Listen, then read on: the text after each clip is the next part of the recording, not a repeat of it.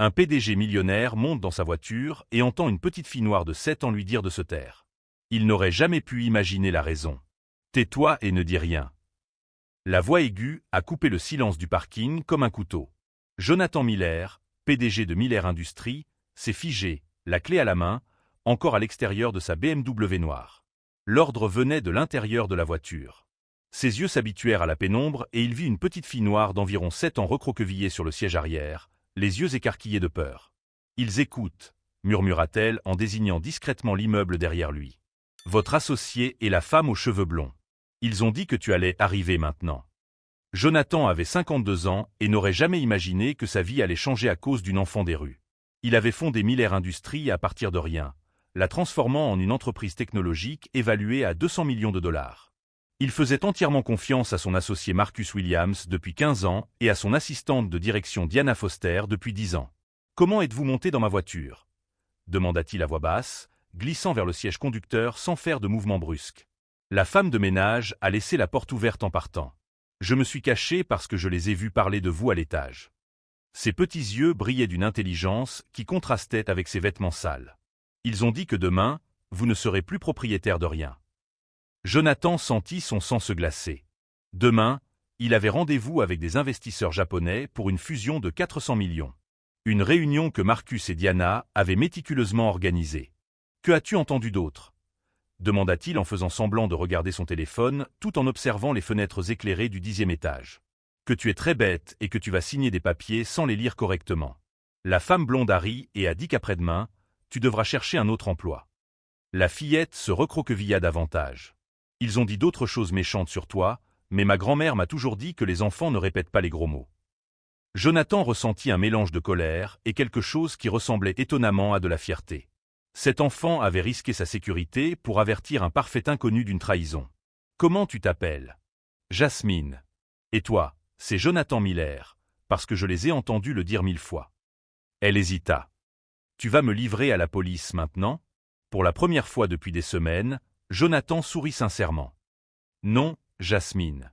En fait, tu as peut-être sauvé tout ce que j'ai construit dans ma vie. » Dans le rétroviseur, il vit les lumières du bureau s'éteindre une à une. Marcus et Diana étaient probablement en train de descendre, convaincus que demain serait enfin le jour où ils se débarrasseraient de Jonathan. Ce qu'ils ne savaient pas, c'est qu'un PDG millionnaire venait de trouver l'allié la plus improbable qui soit. Et que Jasmine, sans le savoir, lui avait donné quelque chose de bien plus précieux que n'importe quelle réunion d'affaires, du temps pour se préparer. Alors qu'il s'éloignait du bâtiment, Jonathan commençait déjà à élaborer un plan. Mais pourquoi une enfant de 7 ans risquerait-elle tout pour sauver un homme qu'elle ne connaissait même pas? La réponse à cette question allait changer non seulement sa vengeance, mais toute sa perspective sur la justice. Si cette histoire de trahison et de revanche vous a touché, n'oubliez pas de vous abonner à la chaîne pour découvrir comment la personne qu'ils ont le plus sous-estimée allait devenir l'instrument parfait de leur propre chute. Jonathan conduisait dans les rues silencieuses de la ville, son cerveau traitant les paroles de Jasmine comme les pièces d'un puzzle qui commençait enfin à s'assembler. Sur le siège arrière, la petite fille restait alerte, les yeux fixés sur les rétroviseurs. « Ils ont dit autre chose ?» demanda-t-elle à voix basse. « La femme blonde a dit que tu leur faisais confiance comme un petit chien obéissant. » Jasmine fit une grimace de dégoût. « Et que demain, tu découvriras que les petits chiens mordent parfois leur maître. » La cruauté désinvolte de cette phrase frappa Jonathan comme un coup de poing dans l'estomac. 15 ans de partenariat, 10 ans de confiance absolue en Diana, et il le voyait comme un animal de compagnie stupide. « Où habites-tu, Jasmine ?»« Nulle part en particulier. » Elle haussa les épaules avec un naturel qui lui brisa le cœur. « Parfois au refuge, parfois dans la rue. Ça dépend s'il y a de la place ou si les autres garçons ne sont pas trop pénibles. » Jonathan s'arrêta à un feu rouge et se tourna vers elle pour la regarder droit dans les yeux. « Pourquoi m'as-tu prévenu? Tu ne me connais même pas. » Les yeux de Jasmine brillèrent d'une sagesse prématurée. « Parce que je sais ce que c'est quand les gens pensent que tu es invisible. Ils parlaient de toi comme si tu étais stupide, comme si tu n'étais rien. » Sa voix se fit plus ferme. « Ma grand-mère disait toujours, quand tu vois quelqu'un se faire malmener et que tu peux aider, tu aides. Parce que ça pourrait être toi la prochaine fois. » Le feu passa au vert, mais Jonathan resta immobile quelques secondes, absorbant la leçon d'humanité qu'il venait de recevoir d'une enfant de 7 ans. 20 minutes plus tard, ils étaient assis dans un snack-bar vide, Jasmine dévorant un hamburger tandis que Jonathan faisait semblant de boire son café froid. Son téléphone vibra. Un message de Marcus. « Prêt pour demain, mon pote? Les Japonais vont adorer notre proposition. Tu vas prendre ta retraite en millionnaire. Jonathan montre à l'écran à Jasmine, qui rit doucement. Quel culot! Il te ment effrontément et fait encore une tête joyeuse. Marcus a toujours été comme ça. Charmeur, convaincant. Jonathan tapait une réponse amicale, masquant la colère qui bouillonnait en lui. Diana aussi. Elle connaît mon agenda mieux que moi, elle a accès à tout dans l'entreprise.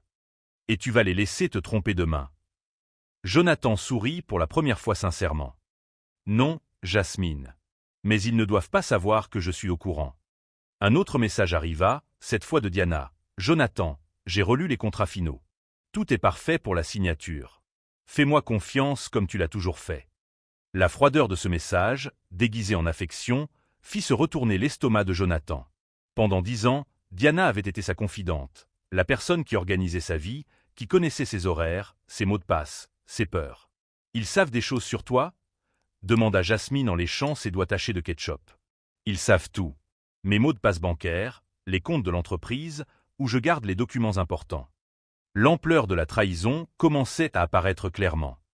Ils ont eu des années pour se préparer.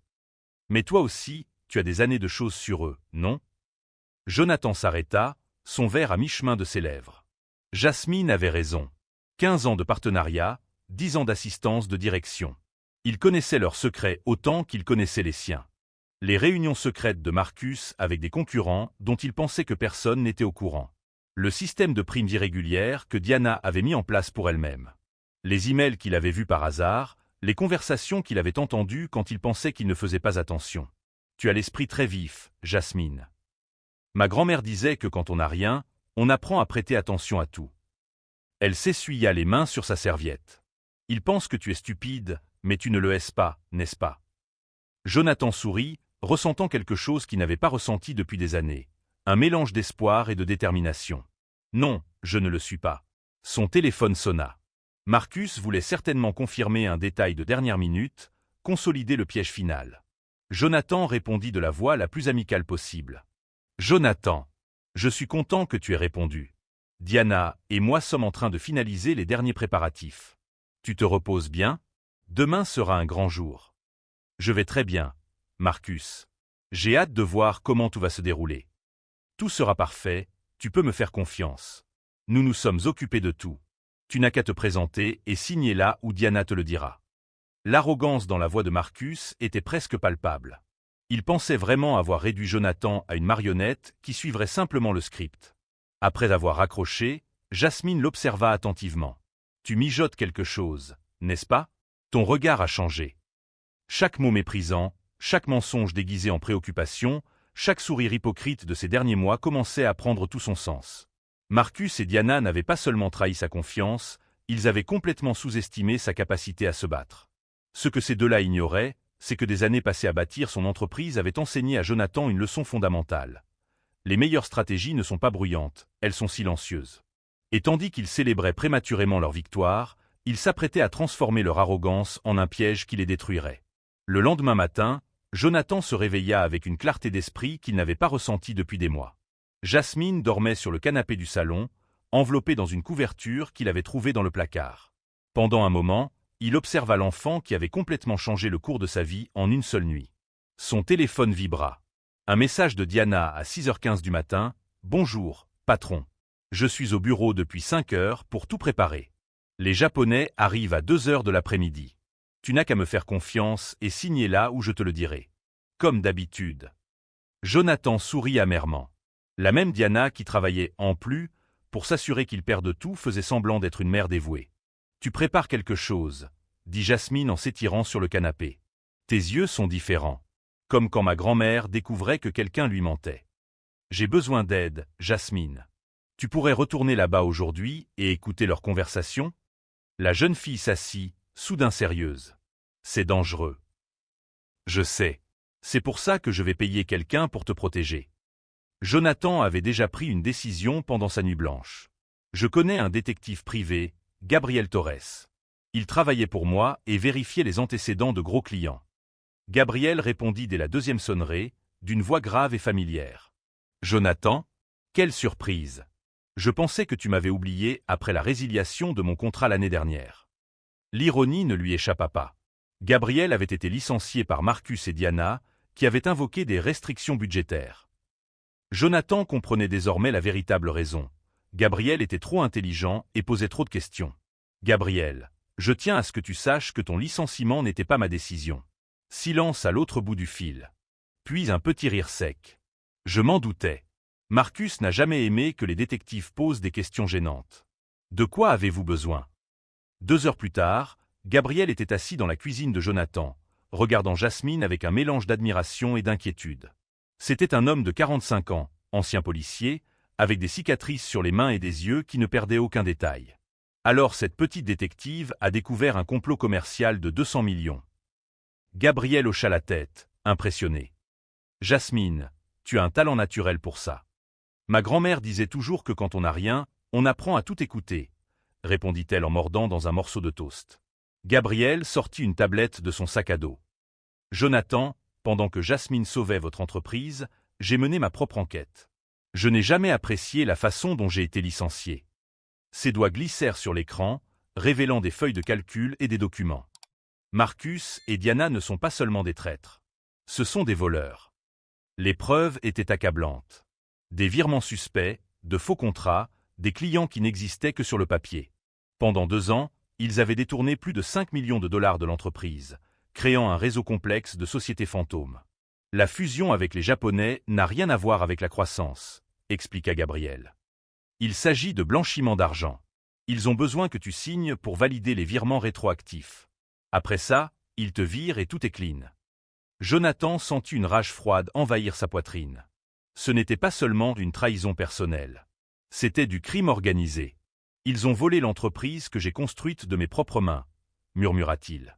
Ils ont utilisé ma confiance pour financer leur propre corruption. Jasmine se pencha en avant. C'est là que ça devient intéressant. Ils pensent que tu es stupide, mais tu as un enquêteur et une fille intelligente à tes côtés. Et ils ne savent rien de tout ça. Le téléphone portable de Jonathan sonna. Marcus, bien sûr. Salut, mon pote. J'espère que tu as bien dormi.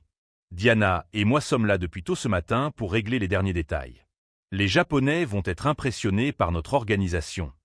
J'en suis sûr, répondit Jonathan d'une voix soigneusement neutre. Une petite chose, poursuivit Marcus, et Jonathan put entendre le sourire prédateur dans sa voix. Diana a suggéré que tu n'avais pas besoin de relire les documents aujourd'hui. Ils sont assez techniques, et tu as toujours fait confiance à notre expertise, n'est-ce pas? Contente-toi de venir et de signer là où elle te le dira. Cette arrogance était écœurante. Il pensait vraiment pouvoir voler 200 millions de dollars et le remercier pour son aide. Après avoir raccroché, Gabriel observa Jonathan attentivement. Tu as 2 options. Tu appelles la police maintenant et tu essaies de prouver tout ça devant un tribunal, au risque qu'ils s'en sortent grâce à des détails techniques. Ou laisse-les se pendre avec leurs propres cordes. Va à la réunion, mais pas comme la victime qu'ils attendent. Va Y comme le prédateur qu'ils n'auraient jamais imaginé que tu pouvais être. Jasmine applaudit, enthousiaste. Comme dans un film. Tu fais semblant de signer, mais en réalité, tu sais déjà tout. Gabriel sourit pour la première fois depuis son arrivée. Exactement. Et pendant qu'il célèbre prématurément, tu remets tout à la police. En flagrant délit, avec des preuves irréfutables. Le téléphone vibra à nouveau. Un message de Diana. Jonathan, tu es le meilleur patron qu'une fille puisse rêver d'avoir. Après aujourd'hui, je suis sûr que notre partenariat durera pour toujours. L'hypocrisie de ce message retourna l'estomac de Jonathan. Diana ne se contentait pas de voler de l'argent. Elle prenait plaisir à l'humilier. Ils me prennent pour un idiot sentimental, dit Jonathan en rangeant son téléphone. Ils pensent que ma gentillesse est une faiblesse. Gabriel ferma sa tablette, le regard dur. Alors il est temps de leur montrer que la gentillesse et l'intelligence stratégique peuvent être une combinaison mortelle. Jasmine sauta du canapé, les yeux brillants de détermination. Et je peux t'aider. Je peux me cacher près de la salle de réunion et tout enregistrer sur ton téléphone. Jonathan hésita un instant. C'était une enfant de 7 ans. Mais il se souvint alors qu'elle avait tout risqué pour le prévenir de la trahison. D'accord, dit-il finalement. Mais Gabriel te surveillera de près. Gabriel acquiesça. Ce sera un plaisir de voir ces deux-là découvrir qu'ils ont sous-estimé les mauvaises personnes. Alors qu'il planifiait les derniers détails, Jonathan ressentit quelque chose qu'il n'avait pas éprouvé depuis des années, l'excitation de la chasse. Marcus et Diana avaient passé 2 ans à construire leur piège parfait. Ce qu'ils ne savaient pas, c'est que dans quelques heures, ce même piège se refermerait sur eux avec une force qui détruirait non seulement leur plan, mais aussi leur vie entière. Pendant 15 ans, Jonathan avait été l'associé de confiance, le patron compréhensif, l'homme qui voyait toujours le meilleur chez les gens. Aujourd'hui, ils allaient découvrir qu'il existe un côté beaucoup plus dangereux de la gentillesse, celui qui se réveille lorsque la patience est enfin à bout. La réunion était prévue à 14 heures. Mais à 14h05, Marcus et Diana allaient découvrir que parfois, l'agneau docile qu'ils pensaient mener à l'abattoir avait développé des crocs acérés. Et aujourd'hui, enfin, il allait les utiliser tous. À 2 heures pile, Jonathan entra dans la salle de réunion de Miller Industries comme si c'était un jour de travail comme les autres. Marcus et Diana étaient déjà là, organisant des piles de documents avec la précision de chirurgiens préparant une opération. Jonathan. Marcus se leva avec un sourire radieux et l'embrassa comme un frère. Je suis content que tu sois là. Les Japonais sont en route et tout est parfait. Diana s'approcha avec un porte-documents en cuir et un sourire maternel. Patron, vous n'avez qu'à signer là où j'ai mis des post-it jaunes. Faites-moi confiance, comme vous l'avez toujours fait. Sa voix avait cette assurance condescendante de quelqu'un qui croit avoir affaire à un enfant. Bien sûr, répondit Jonathan calmement. Mais avant, je voulais vous montrer quelque chose d'intéressant que j'ai découvert hier soir. Gabriel Torres entra dans la pièce avec une boîte de dossiers, suivi de 2 enquêteurs de la police fédérale. Marcus et Diana échangèrent un regard rapide, mais gardèrent le sourire. Gabriel. Marcus fronça les sourcils. Je croyais que tu ne travaillais plus avec nous. Si, répondit Gabriel sèchement, mais maintenant pour le véritable propriétaire de l'entreprise. Jonathan connecta son ordinateur portable au projecteur de la pièce. Marcus, Diana, vous vous souvenez de cette conversation? L'écran s'illumina, affichant des tableaux détaillés montrant des virements bancaires, des dates, des montants. 5 300 000 $ détournés en 2 ans. Le sourire de Diana vacilla pour la première fois. Jonathan, qu'est-ce que c'est que ça? Une blague? Une blague. Jonathan cliqua sur l'écran suivant. Des photos de Marcus entrant et sortant de banques offshore, des documents signés, de faux contrats apparurent. Vous avez créé 17 sociétés fantômes pour blanchir l'argent que vous m'avez volé. Marcus se leva brusquement, son masque de charme tombant enfin. Où avez-vous obtenu cela? Ces informations sont privées. Privées. Jonathan rit doucement. Marcus, pensez-vous vraiment que j'ai bâti une entreprise de 200 millions sans apprendre à protéger mes propres intérêts? Diana tenta de garder son sang-froid, mais ses mains tremblaient tandis qu'elle tenait le dossier. Jonathan, vous vous méprenez. Ces transactions ont des explications tout à fait légales. Gabriel l'interrompit en remettant une enveloppe à chacun des enquêteurs. Voici les enregistrements des conversations entre vous deux planifiant la fusion frauduleuse. Et ici, il posa un deuxième enveloppe sur la table. Voici les aveux de 3 clients fantômes que vous avez inventés, tous prêts à témoigner devant le tribunal. Le visage de Marcus était rouge de colère et de panique. Vous ne pouvez rien prouver. Ce ne sont que des accusations. Jonathan sourit pour la première fois depuis qu'il était entré dans la pièce. Marcus, tu te souviens de Jasmine? Qui diable est Jasmine? La porte s'ouvrit et la fillette de 7 ans entra, accompagnée d'une assistante sociale. Ses yeux brillaient de détermination tandis qu'elle se dirigeait vers la table de réunion. « Bonjour, monsieur Marcus », dit-elle d'une voix douce mais ferme. « Vous vous souvenez de moi? J'étais caché sous votre bureau hier soir quand vous avez appelé monsieur Yamamoto pour lui dire que vous alliez voler l'entreprise de monsieur Jonathan. » Le silence dans la pièce était assourdissant. Marcus ouvrit et ferma la bouche plusieurs fois, incapable de prononcer un mot. Diana tenta un dernier coup, la voix aiguë de désespoir. « Une enfant? Vous allez croire une enfant des rues contre des professionnels respectés? » Gabriel sortit son téléphone et appuya sur « Play ». La voix de Diana résonna dans la pièce avec une clarté cristalline. « Jonathan est un idiot sentimental. Après-demain, il devra chercher un autre emploi et nous garderons tout.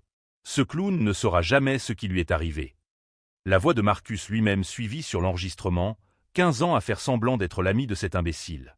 Ça vaudra chaque seconde quand je verrai sa tête en découvrant qu'il a tout perdu. Diana s'effondra sur sa chaise, le visage blanc comme un linge. Marcus frappa la table si fort que les documents s'envolèrent. « Espèce de salaud!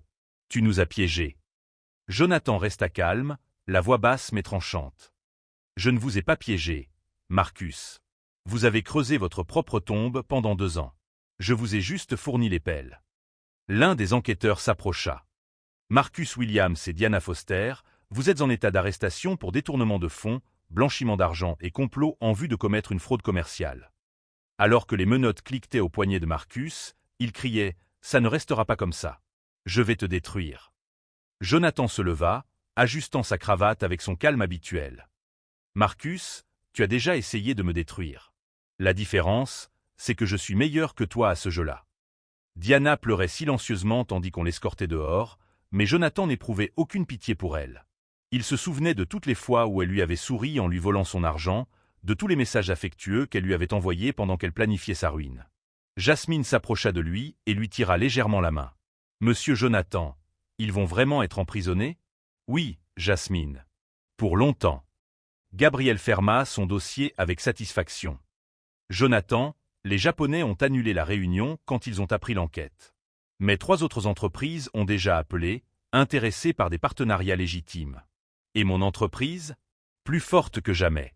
Sans et sans su qui lui sucent ses ressources, tu vas découvrir sa véritable valeur. » Alors que la pièce se vidait, Jonathan regarda par la fenêtre et vit le fourgon de police s'éloigner.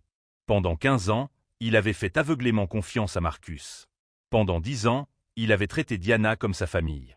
Ils avaient transformé sa gentillesse en faiblesse, sa confiance en stupidité. Jasmine resta à ses côtés, observant la même scène. « Monsieur Jonathan, vous êtes triste ?» Il regarda la petite fille qui avait sauvé tout ce qu'il avait construit dans sa vie. « Non, Jasmine. Pour la première fois depuis des années, je suis en paix.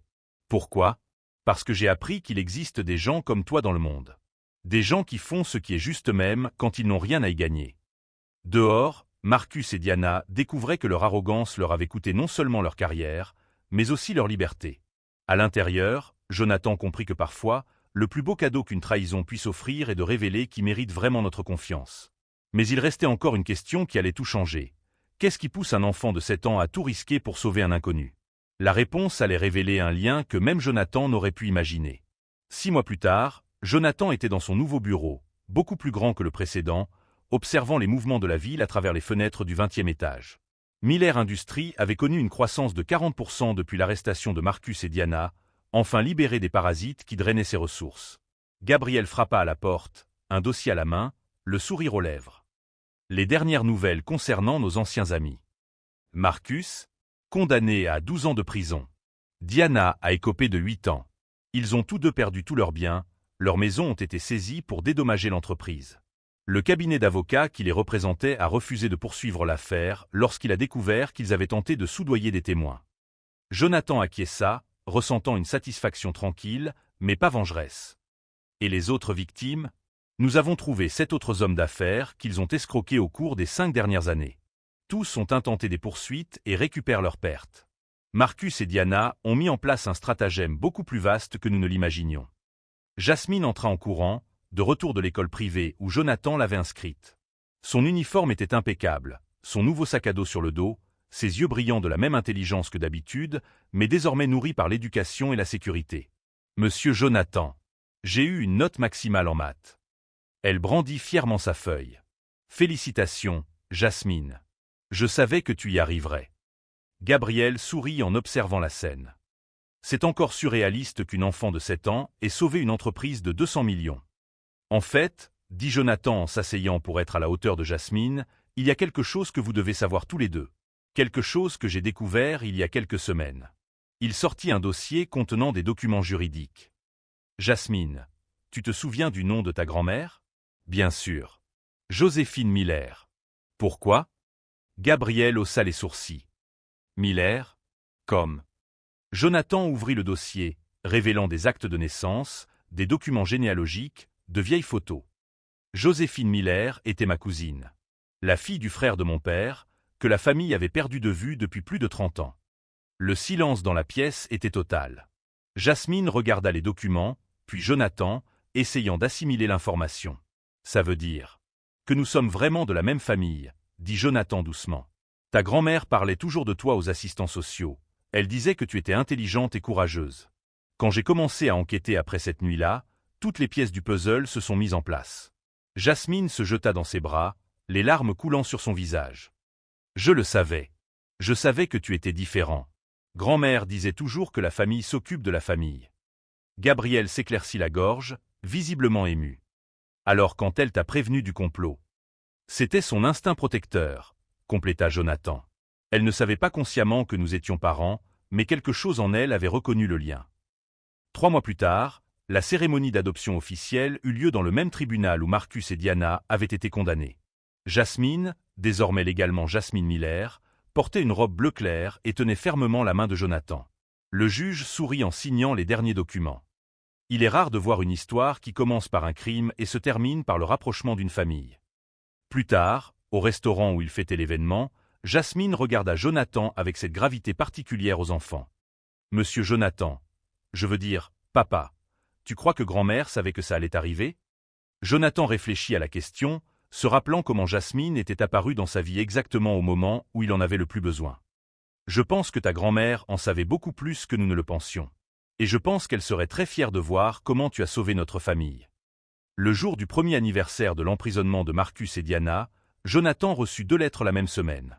La première était de Marcus, depuis la prison, une tentative pathétique de s'excuser et de suggérer que tout n'était qu'un malentendu. La seconde était de Diana, également depuis la prison, qui rejetait toute la faute sur Marcus et essayait de se faire passer pour une victime. Jonathan déchira les 2 lettres sans finir de les lire. « Ils n'ont toujours pas compris, » dit Jasmine en regardant les morceaux de papier dans la poubelle. Il ne s'agit pas de pardonner ou de ne pas pardonner. Il s'agit d'aller de l'avant et d'être meilleur. La sagesse de cet enfant surprenait encore Jonathan chaque jour. 5 ans plus tard, Miller Industries était devenue l'une des 100 plus grandes entreprises technologiques du pays.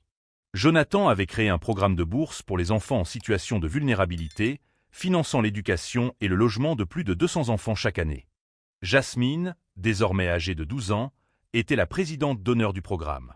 Elle choisissait personnellement les bénéficiaires et encadrait d'autres jeunes qui traversaient des difficultés similaires à celles qu'elle avait connues. « Tu sais quel a été le plus beau jour de ma vie ?» demanda Jasmine lors du dîner d'anniversaire du programme. « Lequel ? » ?»« Le jour où je suis monté dans ta voiture et où j'ai décidé de te faire confiance. Parce que ce jour-là, je ne sauvais pas seulement ton entreprise. Je sauvais notre famille. » Jonathan sourit en regardant la jeune fille qui était devenue sa fille et sa plus grande fierté. Marcus et Diana avaient tenté de détruire tout ce qu'il avait construit, mais ils lui avaient involontairement offert le plus beau cadeau de sa vie. La chance de découvrir que la famille, ce n'est pas seulement le sang, c'est aussi le courage, la loyauté et l'amour inconditionnel.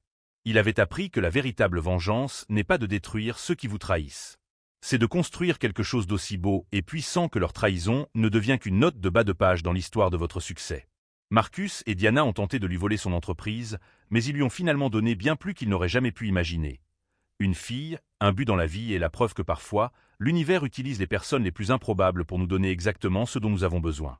Si cette histoire de famille, de justice et de seconde chance vous a touché, abonnez-vous à la chaîne pour découvrir d'autres récits qui prouvent que la véritable victoire ne consiste pas à vaincre ses ennemis, mais à découvrir les alliés qui ont toujours été à nos côtés, attendant simplement le bon moment pour se révéler.